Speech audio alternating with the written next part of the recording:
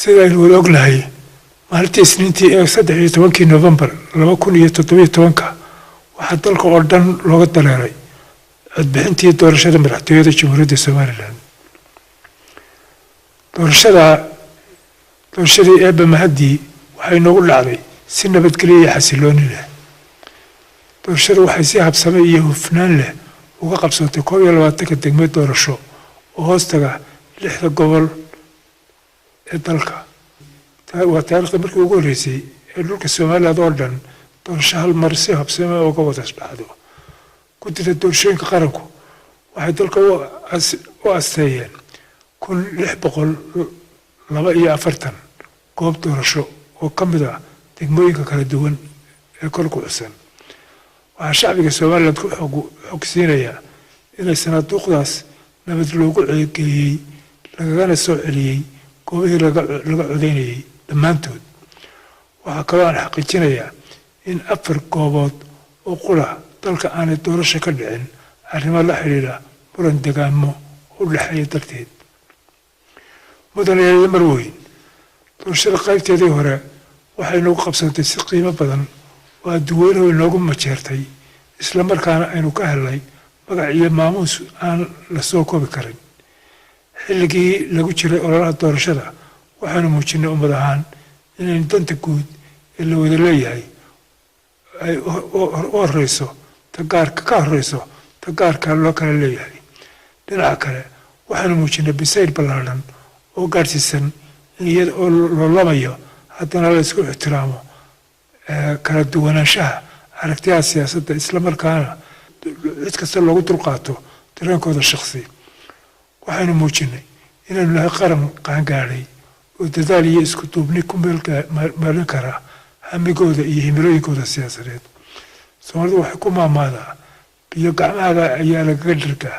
sidaa darteed ummadaha waynu isku fatashanay inagoo ka soo doognay duruufihii iyo diiftii abaaraha.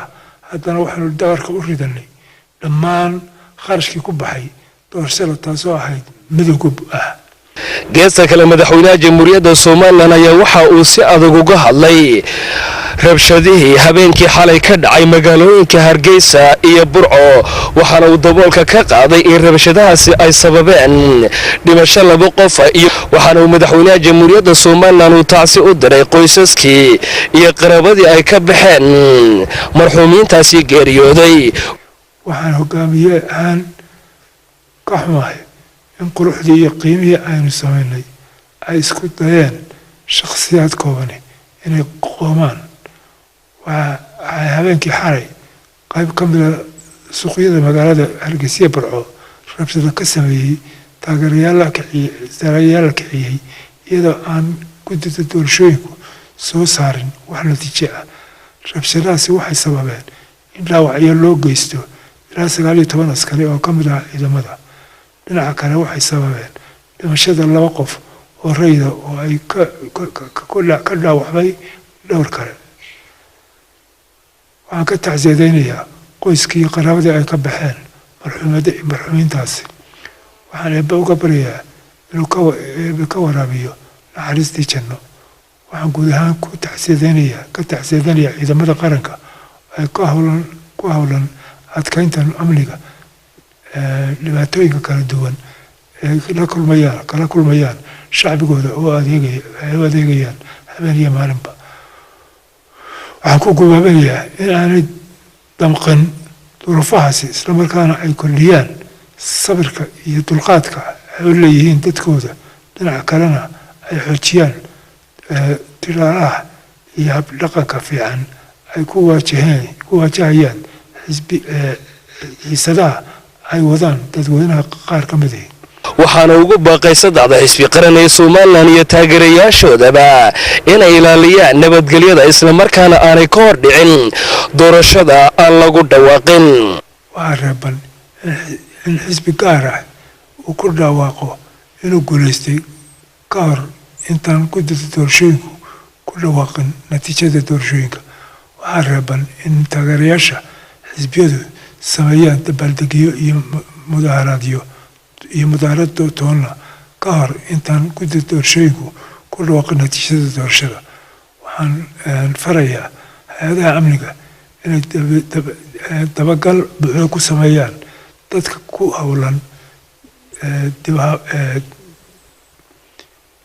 dibindaabiyeynta dalka iyo abuurista colaad sokeeye. waxaa waajib ah in la horkeeno garsoor iyo cadaalad madax bannaan. waxaan ugu baaqayaa musharaxiinta iyo madaxda xisbiyada qaranka inay xakameeyaan cadhada iyo catifada taageerayaashooda. dhinaca kale waxaa waajib ku ah inay taageerayaashooda ka caabiyaan banaanbaxyada iyo rabshadaha. mar kale waxaan ugu baaqayaa xisbiyada qaranka inay cabashadooda u maraan dalal sharci isla markaana u hoggaansamaan anshaxa iyo awaamirta ay soo saaraan guddiga doorashooyinka qaranku. waxaan leeyahay murashaxiinta tartamaysa ha filanina inaad guulaysataan qura, hase yeeshee waa inaad filataan oo cindigiina gelisaan guul iyo guul darro. waxaa kale oo madaxweynaha jamhuuriyadda somalilan uu fariimo kala duwan oo muhiim ah uu u diray shacabka somalilan, waxaana uga digay in ay fadqalaleeyaan doorashada madaxtooyada ee aan lagu dhawaaqin. maanta guul weyn ayaynu gaadhnay, taasoo ku markhaati kacayo nacaybka iyo nasteexuba. sumcad iyo sharaf weyn ayaynu ka helnay qaabkii doorashada dalka uga dhacday. taasna waxaa si rasmi ah oo markhaati ka kacay warbixinta ay si daayeen goobjoogayaasha caalamiga ah ee kormeerka ku sameynaya gobollada iyo goobaha doorashooyinka dalka. sidaa darteed waxayna la gudboon inaanu adkayno amnigeenna, isla markaana aynu wadajir u ilaalino liibta iyo guusha. waxaan hambaliya halkan uga jeedinayaa xubnaha guddida doorashooyinka qaranka iyo howlwadanada sida ay u guteen xilkii iyo waajibaadkii saarnaa. waxaan kula dardaarmayaa inay inta hadhay guntiga dhishiska ka dhigaan oo dadaalka iyo daacadnimada halkaa ka sii wadaan. dhinaca kale waxaan ku adkeynayaa inay iska ilaaliyaan guddoon jilicsan iyo gar weecsan ama gar eexo. waxaan shacbi weynaha somalilan ku hambaleynayaa sida ay gacanta buuxda u siiyeen goor kasta ciidamada ka howlan sugidda amniga iyo difaaca qaranka.